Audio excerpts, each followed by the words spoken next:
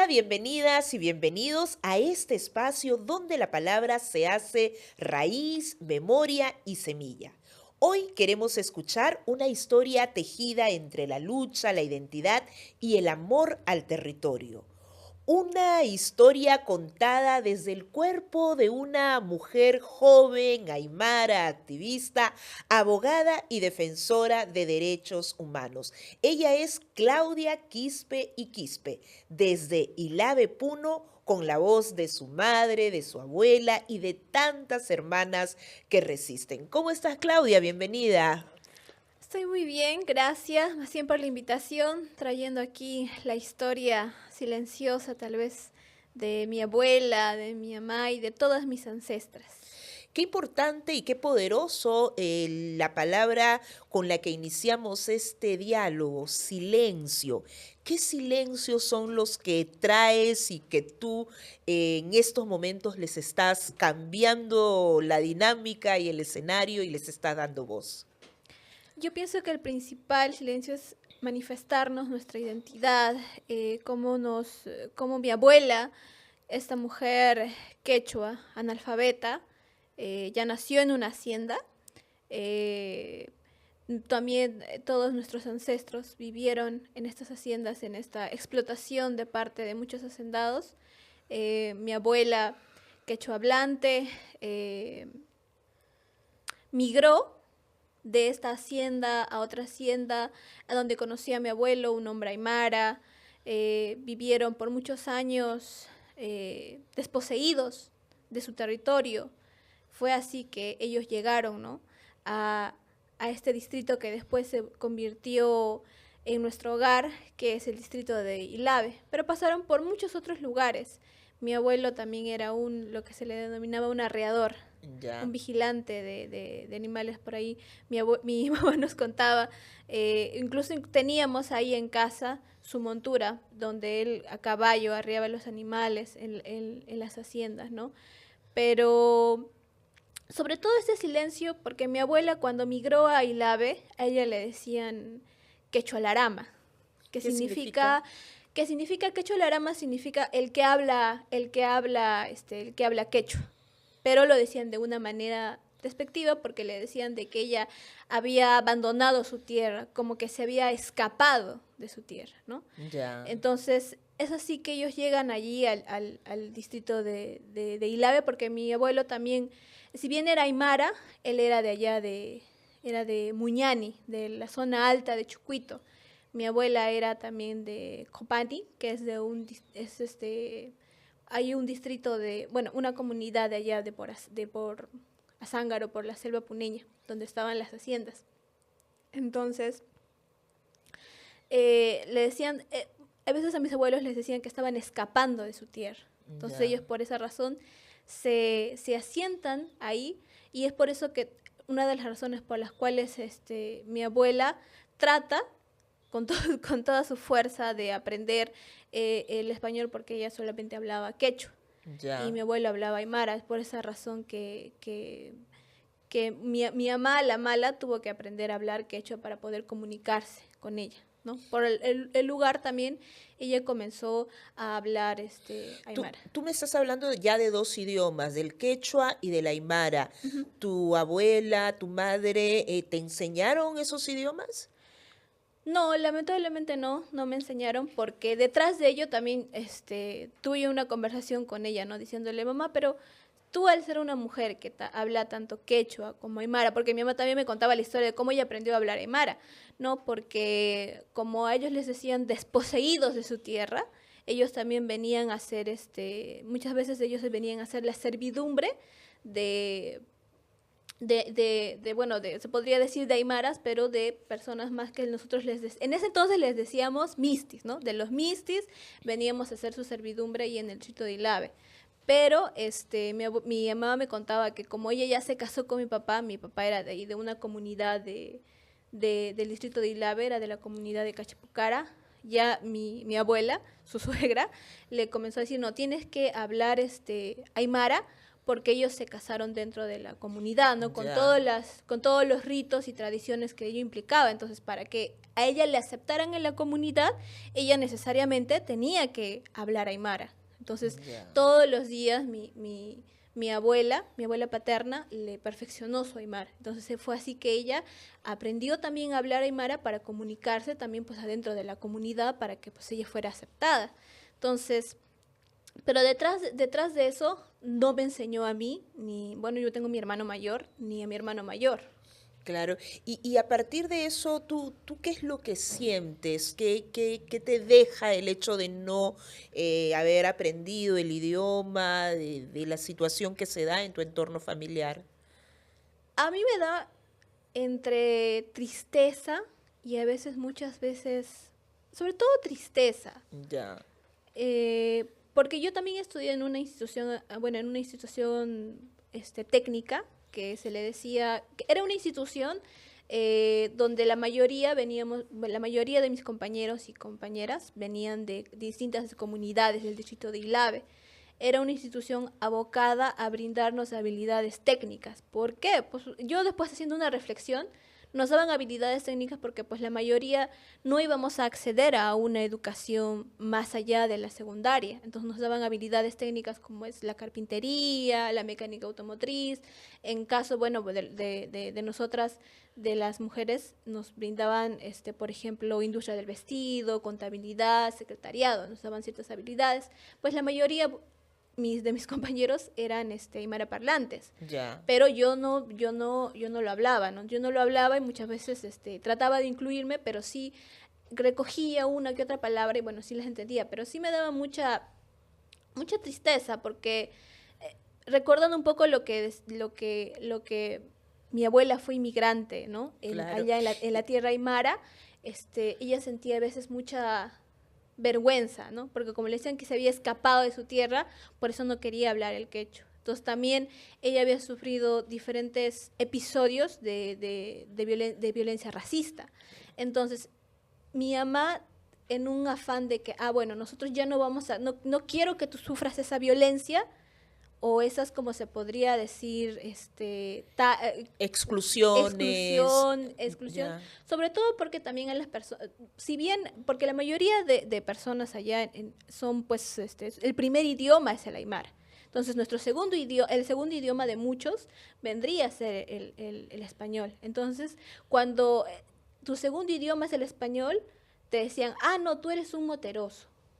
¿Qué significa moteroso? O sea que con ciertas dificultades o con palabras así, no puedes hablar, o sea, así tan fluidamente el español. Entonces, el primer insulto racista era, no, tú eres un moteroso, no sabes hablar bien el español. Entonces, Claro, y estas situaciones son las que debemos conocer, sobre todo cuando estamos próximos a los censos 2025, cuando hay la necesidad de autoidentificarnos o de presentar nuestra identidad étnica. Pero tú, a pesar de eso, cuando te hemos presentado, has señalado que eres una mujer aymara. ¿Qué costumbres, qué es lo de tus antepasados marca tu identidad aymara? bueno, creo que hay dos recuerdos que yo rememoraría bastante importantes. El primero es mi abuela, que ella pues nos dejó como herencia muchas, podríamos decir, telares, frazadas, aguayos, incuñas que ella misma tejía, ¿no? Ella extendía sus hilares, incluso hilaba de la lana de la oveja, lo tenía ella misma y pues tenía ahí sus separadores para tejer, que eso proviene de los huesos de la oveja. Entonces, nos hacía partícipes de esto a mí pues, y a mi primo, y nos hacía pasar la lana, y incluso estas incuñas que nos dejó heredadas, que son incuñas negras, se utilizan en los ritos de cuando una persona fallece, cuando uno de los Cuando tú familiares. dices incuñas, ¿a qué te refieres? Descríbenos un poquito a quienes no conocemos mucho. Las incuñas son como, bueno, los aguayos son grandes, ¿no ves? ¿Ya? Los aguayos son grandes, las incuñas son más pequeñitas, pero se utilizan específicamente para preservar la coca. Entonces, Ya. cuando hay un rito, por ejemplo, de una persona que fallece, tú en tu incuña, en ese aguayo pequeño, tú pones la coca, y cuando estamos en los ritos de, ¿cómo se podría decir?, de velorio, de velar a Ya. nuestro familiar que Ahí se ha colocas ido, la hoja de ahí coca. colocamos nuestra hoja de coca y lo vamos pasando a todos los que están presentes, porque es importante acompañar a nuestro familiar que en toda esa noche se está yendo, porque también una de nuestras tradiciones es de que no podemos dejarlo solo a nuestro familiar en Ya. ningún momento, porque si no, su espíritu puede ser robado, se le Claro, dice. entonces me queda mucho más claro el hecho de que tú te identifiques Aymara y cómo las costumbres y tus antepasados Ujú. marcan también esta respuesta. Pero ¿en qué momento tú dijiste, quiero afirmarme como tal? Porque cuentas también todos estos procesos que no son Ujú. fáciles, familiares, silencios, ausencias, pero ¿cuándo tú decidiste plantear ese cambio desde la identidad también? Bueno, yo me considero fuertemente aymara, a pesar de que también tengo, pues, antecedentes familiares quechuas, también tengo raíces quechuas, pero yo me reafirmo como mujer aymara, como joven aymara.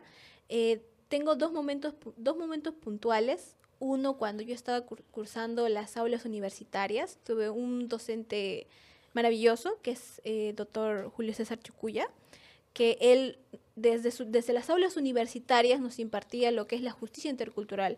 Nos daba este mensaje de ustedes como futuros abogados tienen que conocer que nosotros no tenemos ese mismo contexto que tienen las grandes urbes. Nosotros vivimos rodeados de nuestras comunidades, de nuestros centros poblados, y vivimos nuestra justicia intercultural. Tenemos autoridades, bueno, ahora llamadas originarias, tenemos nuestras autoridades comunales que practican la justicia intercultural, tenemos nuestros tenientes, tenemos nuestros presidentes comunales, tenemos nuestras rondas campesinas. Entonces, tenemos que respaldar esa justicia intercultural.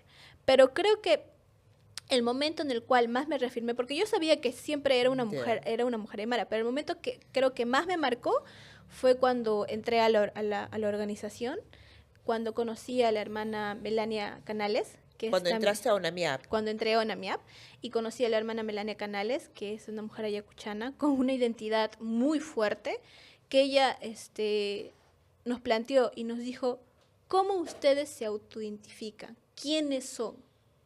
Y me acuerdo que nos hizo esa pregunta tan fuerte que yo como decirme, yo sé que soy una mujer aymara, pero ella nos dijo, ya, eres una mujer aymara, pero ¿qué más?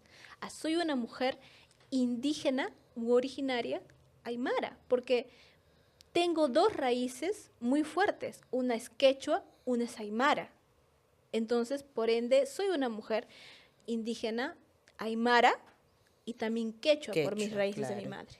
Mira, es bien importante lo que señalas y también para que el público que nos ve tenga claro que la identidad no es un capricho, no es un proceso personal, es un proceso comunitario que asumen o asumimos muchas personas y es importante también que los pueblos tengan la oportunidad de reafirmarlo. Vamos a ver más sobre este censo 2025 y seguimos con la conversación, ¿te parece? Sí. El censo no es solo un trámite ni una estadística vacía de la población, sino que es una oportunidad para que el Estado nos vea, para que sepa dónde estamos, quiénes somos, para que nos cuente. Porque si no nos autoidentificamos como parte de un pueblo indígena u originario, entonces no aparecemos en las cifras, por lo tanto somos invisibilizados y tampoco aparecemos en las políticas y se desconocen nuestros derechos colectivos.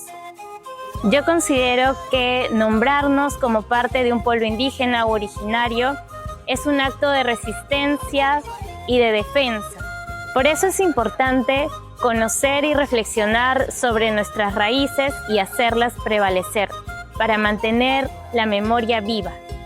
No permitamos que se nos siga despojando de nuestras historias, de nuestras raíces y de nuestra cultura. A partir de lo que hemos visto, nos podemos dar cuenta también que la defensa del territorio es algo literal en el caso de muchos de los pueblos originarios en nuestro país. Cuéntame un poco sobre esta defensa, sobre la posición con respecto a la minería y quizás a otros proyectos que no necesariamente van en concordancia con lo que ustedes como comunidad y como pueblo esperan. Sí, lamentablemente en la zona aymara vivimos todavía a la latente espera o a, como se podría decir, en constante vigilancia respecto de las industrias mineras que podrían entrar, porque ya tenemos una minera posicionada en la zona altura, que es la minera Aruntani, que ya se ha posicionado ahí y lamentablemente pues como está en el límite entre Puno y Moquegua, es muy difícil tratar de combatirla. Ahora ya tenemos un antecedente. En el año 2011 tuvimos lo que creo que la gran población debe saber, que fue el aymarazo. Sí, claro. Ahora, el aymarazo, ¿qué reflexión nos trae? El aymarazo iba a entrar, esta minera Santa Ana, iba a entrar a la zona parte alta del distrito de Juli. Entonces, pero a veces iba el cuestionamiento, pero si iba a entrar en el distrito de Juli, en la zona alta, ¿por qué los demás provincias, ya sea, por ejemplo, donde yo soy, la provincia del Collao, provincias como Chucuito, como Pomata, como Yunguyo, como Cepita, como Desaguadero, entraron a apoyar? Porque nosotros considerábamos que era el inicio del fin. ¿Y por qué lo digo el inicio del fin? Porque uno de los grandes lemas que se lanzó en esta protesta, en el embarazo, fue vida sí, minería no. Agua sí, minería no. ¿Por qué? Porque la zona alta donde iba a entrar esta minera, la gran mayoría son ganaderos. Hay ojos de agua, hay fuentes, bofedales de los cuales se alimentan esta ganadería. Hay un impacto negativo directo. Directo, porque en las zonas altas es donde están nuestros ojos de aguas, que es la principal fuente de alimentación, de donde llegan pues las principales fuentes de alimentación de agua para la población, no solamente para las comunidades, sino también para la población en general también que vive en el pueblo, se podría decir, ¿no? Donde se concentran pues el municipio, la policía, ¿no? Prácticamente iba a ser una contaminación a gran escala. Y si se permitía que esta minera Santa Ana se instalara, después ahí es cuando nos dimos cuenta de que la gran mayoría de territorio aymara, Aymara Sur, estaba concesionado. Había muchas concesiones y sigue hasta el día de hoy existiendo concesiones mineras. Ahora, ¿por qué no se han materializado? Porque hay este precedente. Entonces hay como se podría decir, una bomba de un tic-tac, que en cualquier momento, ante el ingreso de ante un ingreso de un posible otra vez que quiera entrar una minera, va a estallar un estallido social. Porque la zona aymara rechaza totalmente la entrada de estas industrias mineras. Claro, porque hay una afectación sumamente directa a todo lo que significan las dinámicas de los pueblos, de las comunidades, la vivencia y la subsistencia y la vida que se merecen también nuestros pueblos. Pero tú desde tu trabajo también has utilizado y utilizas otras herramientas para poder alzar la voz, para poder generar conciencia. Cuéntame sobre estas experiencias que tienes actualmente. Sí, nosotros desde nuestra organización de mujeres originarias aymaras de la provincia del Collao, como jóvenes, le hemos tratado de dar un vuelco, otra perspectiva, una forma más, más multitudinaria de poder llegar a toda la población. Tenemos un programa radial llamado La Voz de la Mujer Collabina, que lo transmitimos vía radial y también hacemos transmisiones en vivo vía Facebook, donde hacemos esta transmisión entre hermanas mayoras y hermanas menoras para que pueda haber este diálogo generacional. Las hermanas mayoras desde su experiencia como mujeres dirigentes y también desde las jóvenes darles, ¿no?, este empuje a las hermanas mayores para que puedan transmitir lo que sienten. También tenemos una artista maravillosa dentro de nuestra organización, que es Carla. Ella hace la mayoría pues de estas ilustraciones, dibujos en las cuales nosotros utilizamos para poder explicar no solamente sobre los peligros de la minería o de las grandes industrias. Por ejemplo, también están las industrias extractivas agrícolas, que hay, por ejemplo, muchas personas que han deformado la forma en la cual, por ejemplo, se hace ciertas formas de alimentación, como es la tunta, el chuño, la quinoa. Eso también, por ejemplo, es una problemática de querer promocionar un producto y no hacerlo adecuadamente, solamente querer mercantilizarlo y nada más. Y todo lo que tú estás contando, ¿cómo tú lo vinculas también al proceso que estamos viviendo con los censos 2025? Es decir, con la identidad étnica, con el reconocerte aymara, con la importancia de que quizás hayan más personas que también puedan reconocerse como parte de los pueblos. Yo pienso que es muy importante en nuestras luchas autoidentificarnos, porque nuestro principal, ¿cómo se podría decir? Nuestro principal elemento jurídico internacional, lo único que nos respalda a nosotros como pueblos indígenas o pueblos originarios, es el Convenio 169. Pero uno de sus principales, podríamos decir, requisitos para la utilización de este tratado internacional es el autoidentificarnos. Pero no solamente se trata de utilizar este elemento jurídico, sino también se trata de reconocernos y decir, soy aymara, pero ¿por qué soy aymara? Soy aymara porque quiero defender mi territorio, pero no solamente, qué sé yo, solamente pues la parcela que me corresponde, o si no afecta mi hectárea, no me importa si afecta la otra hectárea, sino se trata de vivir pues en lo que siempre hemos vivido, en comunidad, en una tierra colectiva, en nuestros modos de vida, nuestra agricultura familiar, nuestra ganadería, nuestra tunta, nuestro chuño, incluso nuestro lago, porque nosotros pues parte de nuestra provincia, sobre todo la zona lago, por ejemplo también de donde es el centro poblado de mi papá, Cachipucara, es parte de la zona lago. Y por ejemplo, una de las afectaciones que puede haber si nosotros no somos conscientes de este territorio integral es la afectación a este lago. Ya. Y si tuvieras que empezar o seguir sembrando, porque estamos, tú sabes, en una campaña importante que busca promover la identidad étnica y sobre todo el reconocernos, y hay que tener raíces fuertes. Entonces, ¿tú qué sembrarías? ¿Qué sembrarías y qué estás sembrando en este proceso? Yo creo que lo que más yo deseo es sembrar en las niñas, en las adolescentes y en las jóvenes el reconocer estas raíces. Y yo siempre digo, miren a sus madres, a sus abuelas.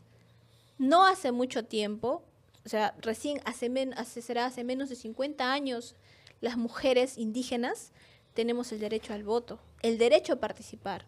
El derecho a participar incluso en las actividades o en las asambleas comunales, el derecho a ser dirigentes, ¿no?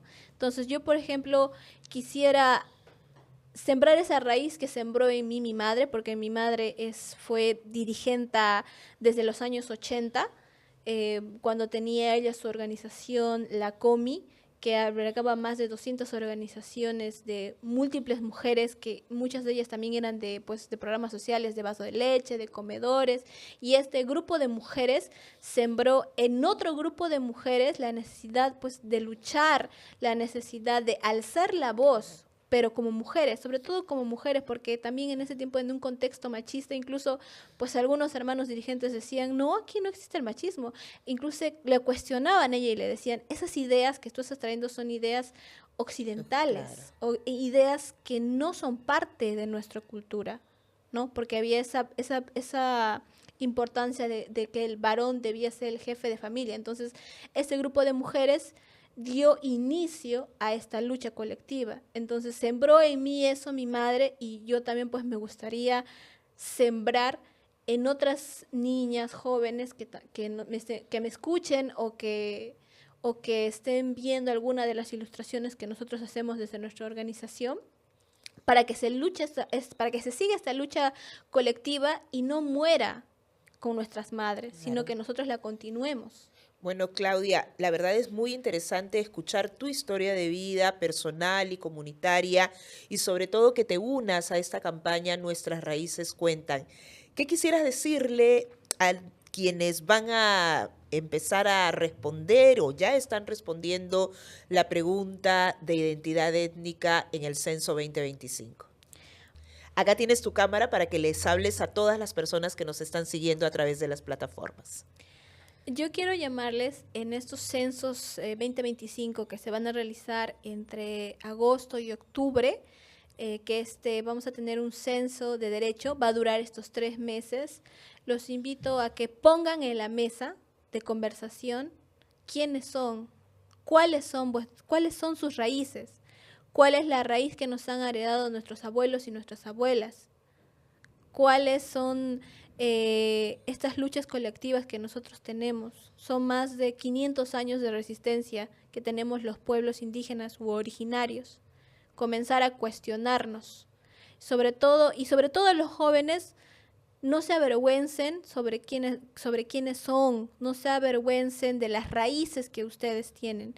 Son quechuas, son aymaras, son shipibos, son conibos, son chihuilos y más de los 55 pueblos originarios que tenemos. No se avergüencen y pregúntense a sí mismos cuál es mi raíz. Muchas gracias nuevamente, Claudia. Muchas gracias.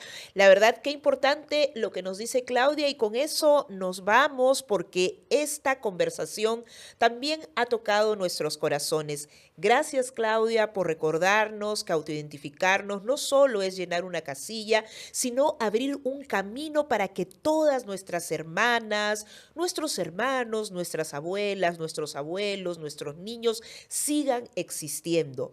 Tenemos que plantear nuestra identidad étnica sin miedo, así como nos dice Claudia, los silencios ya fueron. Recuerden, nuestras raíces cuentan. ¿Y tú las tienes en cuenta?